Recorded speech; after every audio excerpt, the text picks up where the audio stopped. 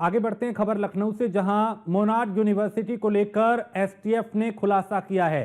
फर्जी degree racket का STF ने खुलासा किया है और खुलासे के बाद प्रवर्तन निदेशालय भी हरकत में आ गया है।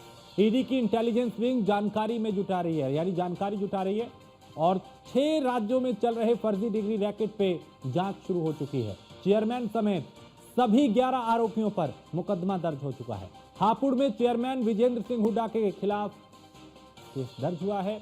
मनी लॉन्ड्रिंग एक्ट के तहत केस दर्ज किया जाएगा। तो लगातार अब शिकंजा कसता हुआ 6 राज्यों में चल रहे फर्जी डिग्री रैकेट पे जांच और तेज हो चुकी है।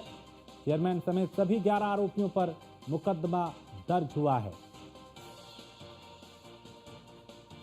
मनीष मिश्रा इस पे और ज्यादा जानकारी लखनऊ से हमारे संवाददाता देंगे। मनीष, मोनार्ड यूनिवर्सिटी को लेकर कुछ और खुलासे, कुछ और गिरफ्तारियां?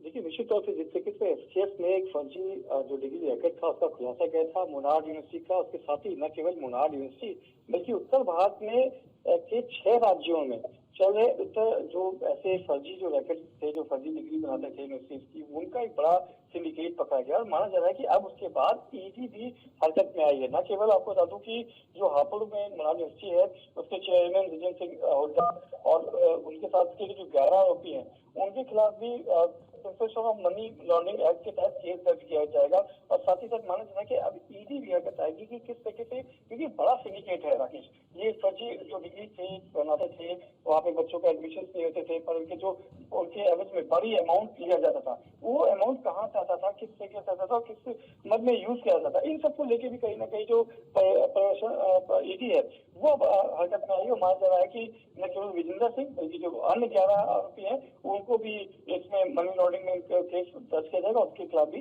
जांच की जाएगी। जी, बहुत शुक्रिया मनीष इस तमाम जानकारी के लिए।